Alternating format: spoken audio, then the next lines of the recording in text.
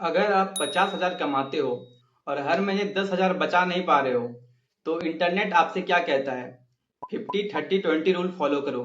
लेकिन एक मिनट, अगर ये रूल इतना ही परफेक्ट है तो आज इतने सारे सैलरीड लोग पैसे की टेंशन में क्यों हैं? क्यों सैलरी बढ़ने के बाद भी बैंक बैलेंस नहीं बढ़ा?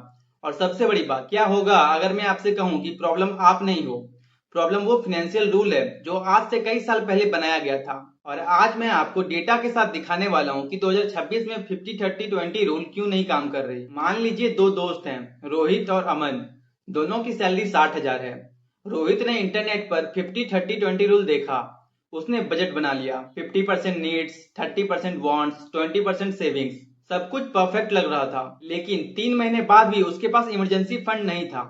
सेविंग अकाउंट लगभग खाली था और क्रेडिट कार्ड का बिल लगातार बढ़ रहा था। अब सवाल ये है कि ऐसा हुआ क्यों?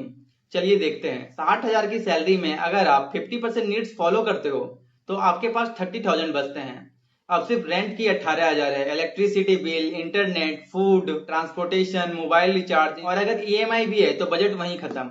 मतलब जो चीज थ्योरी में बहुत अच्छी लगती है, जरूरी नहीं है कि रियलिटी में भी उतनी ही अच्छी हो। सबसे पहले ये समझते हैं कि ये रूल आया कहां से। इस कॉन्सेप्ट को पॉपुलर बनाने का क्रेडिट काफी हद तक फाइनेंशियल एक्सपर्ट्स और पॉलिसी डिस्कशंस को दिया जाता है। रूल बहुत सिंपल था, 50% इनकम इसेंशियल्स के लिए, 30% लाइफ और एंटरटेनमेंट के लिए और 20% सेविंग्स और इन्वेस्टमेंट के लिए। और ऑनेस्टली उस समय के हिसाब से ये रूल बुरा भी नहीं था।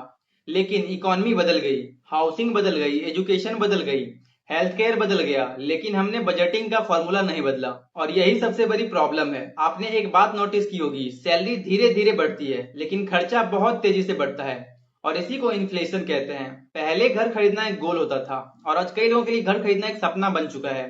पहले एजुकेशन कंपैरेटिवली सस्ती थी और आज का एक प्रोफेशनल डिग्री लाखों रुपए में मिलती है। पहले 2-3 बिल्स होते थे, आज Netflix, Spotify, cloud storage, shopping apps, food delivery apps और पता भी नहीं चलता कि पैसा कहाँ चला गया। हमारी इकोनॉमी सब्सक्रिप्शन इकोनॉमी बन चुकी है और पुराने रूल्स इस नए सिस्टम को ध्यान में रखकर नहीं बनाया गया था। अब मैं आपको एक ऐसी चीज बताता हूँ जिसके बारे में लोग कम बात करते हैं, लाइफस्टाइल इन्फ्लेशन की। मान लीजिए आपकी सैलरी 40,000 से 70,000 हो गई। आप क्या करोगे? शायद नया फोन, अच्छे कपड़े, ज्यादा बाहर खाना, अच्छा रूम, बेटर लाइफस्टाइल। और यही नॉर्मल भी है। लेकिन प्रॉब्लम तब होती है जब आपके एक्सपेंसेस आपके इनकम के साथ साथ बढ़ने लगते हैं।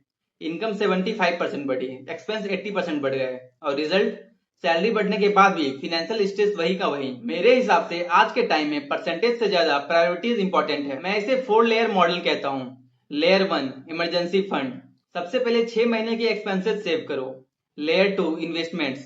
सैलरी आते ही पहले इन्वेस्टमेंट करो, जो बचे उसे खर्च करो। Layer 3, essentials. अपने फिक्स्ड एक्सपेंसेस को कंट्रोल में रखो। और लेयर 4, लाइफस्टाइल। खुद को एंजॉय करने से मत रोको, लेकिन लाइफस्टाइल को इन्वेस्टमेंट का दुश्मन मत बनाओ। वीडियो की शुरुआत में मैंने आपसे एक सवाल पूछा था, अगर 50-30-20 रूल इतना अच्छा है तो लोग फाइनेंशियली स्ट्रेस्ड क्यों हैं? अब जवाब आपके पास है। आप फेल नहीं हुए, आपको गलत सिस्टम दिया गया। क्योंकि आज की इकोनॉमी में बजट बनाना ही काफी नहीं है। आपको अपने पैसे को वैसी इकोनॉमी के हिसाब से मैनेज करना होगा जिसमें घर महंगा है, एजुकेशन महंगी है और हर ऐप आपकी पॉकेट से पैसा निकालने की कोशिश कर रही है। इसलिए अगली बार जब कोई आपसे 50-30-20 रूल फॉलो करने को कहे तो बस एक सवाल पूछना, ये रूल किस दुनिया के लिए बनाया गया था? तो मिलते हैं अगली वीडियो में।